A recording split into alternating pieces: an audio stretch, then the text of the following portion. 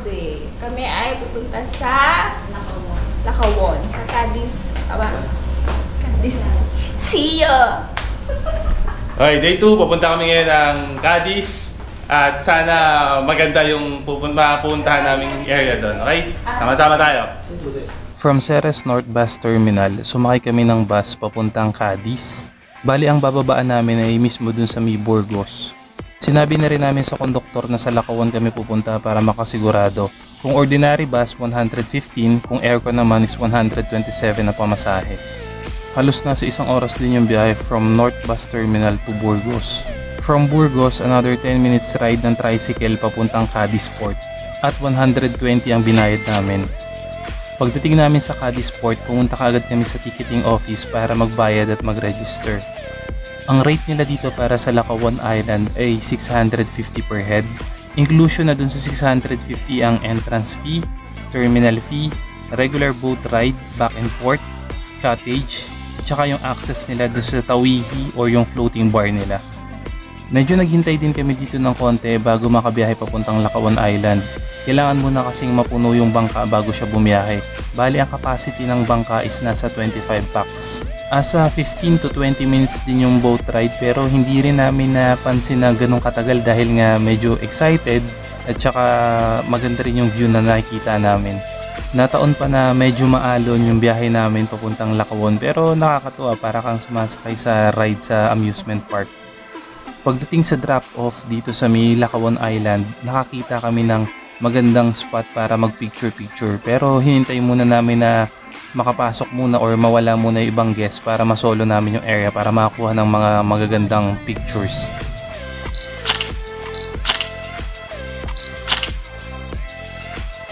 Siyempre hindi rin nagpakabog si Boss IB, nagpakuha rin siya ng mga solo shots niya.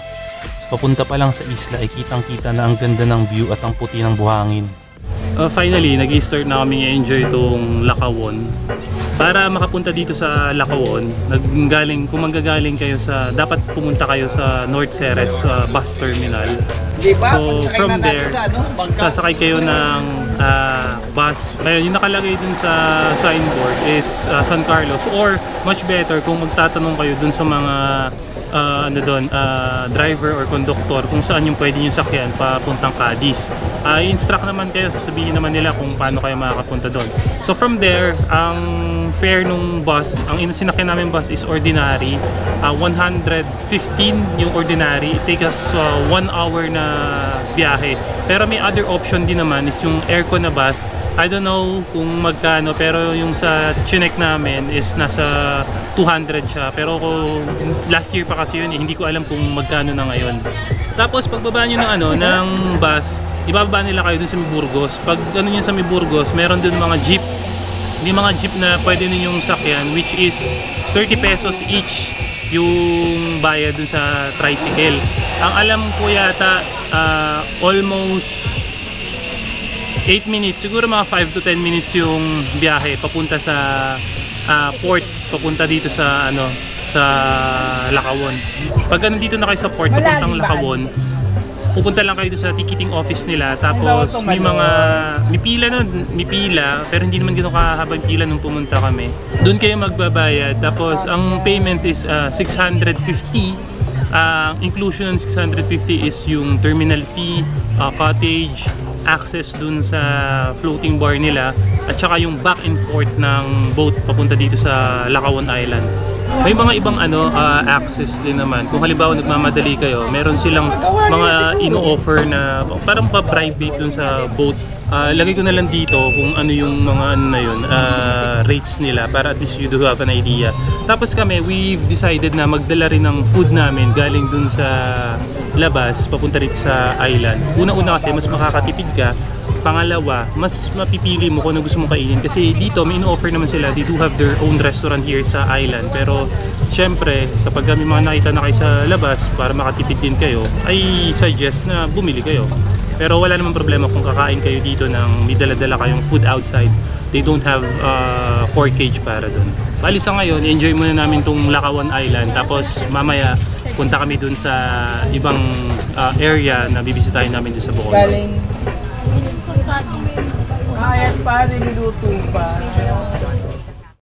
Sobrang pino ng buhangin, hindi siya masakit lakaran. Yun nga lang, dahil nga tanghaling tapat, medyo mainit-init yung buhangin. Kahit hawakan, mararamdaman talaga na sobrang fine talaga ng buhangin nila dito sa Lakawon. Sobrang luwag na pwedeng pagswimmingan dito at nataon pa na hindi ganun ka-crowded yung tao nung pagpunta namin, kaya talagang na-enjoy namin yung dagat dito sa Lakawon. Kahit sila Boss Ivy na hindi kahusayan sa paglalangoy, hindi rin natakot dito kasi sobrang babaw ng tubig. Mahaba yung pwedeng espasyo na langoyan na mababaw lang. Habang kami nila Andy at saka ni Jello ay lumalangoy, si Tenten at saka si Boss Ivy in-enjoy yung lugar sa kaka-picture-picture. 3 PM na, oras na para umalis ng Lakawon at pumunta sa next adventure namin. Bale, tapos sa adventure namin dito sa May Lakawon, ang next stop naman namin is sa The Ruins. So doon naman tayo pupunta para experience. Another bus ride na naman kami papunta sa North Ceres Terminal para makasakay ng pwede naming sakyan papunta sa The Ruins. From North Terminal, sumakay kami ng tricycle na 40 each ang bayad papunta sa The Ruins. Habang nga sa biyahe kami, kitang-kita namin na sobrang daming mga tubo dito sa lugar nila. Kaya siguro tinaguri ang sugar capital of the Philippines ang Bacolod. Pagdating namin sa The Ruin, medyo nagulat kami dahil sobrang dami ng tao na naghihintay dito para makapagpakuha ng picture sa iba't ibang area at spot nitong mansion. Dahil sa dami ng tao, kailangan na lang naming husayan para makahanap kami ng magandang spot para sa pagkuha ng mga pictures. The Lacson Ruins, or mas kilala ngayon na The Ruins, are the remains of the ancestral home mansion of Don Mariano Ledesma Lacson and Maria Braga Lacson. The mansion was built in early 1900s and inspired by Italian architecture. The mansion was also a memory for the Portuguese wife of Don Mariano who died during the birth of their 8th child. So siguro dahil doon kaya rin tinaguran ito na Taj Mahal of Talisay, the Taj Mahal of Negros, and the Taj Mahal of the Philippines. At dahil nandito na kami, hindi namin sasayangin ang pagkakataon na magkaroon ng magagandang pictures dito sa lugar na to.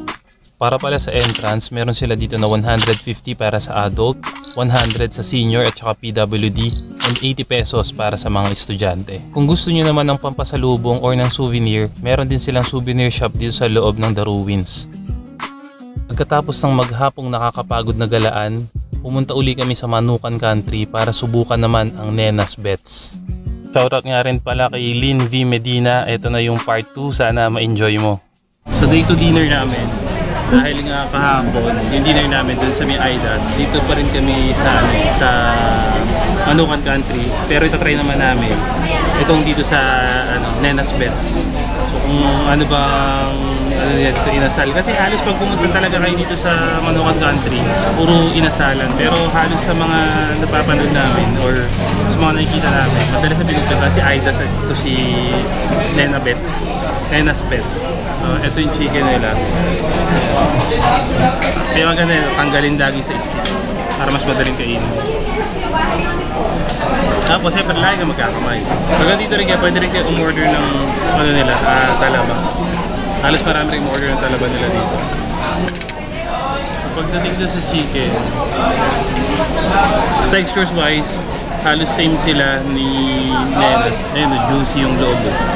Tapos walang masyadong carbon, pero sa lasa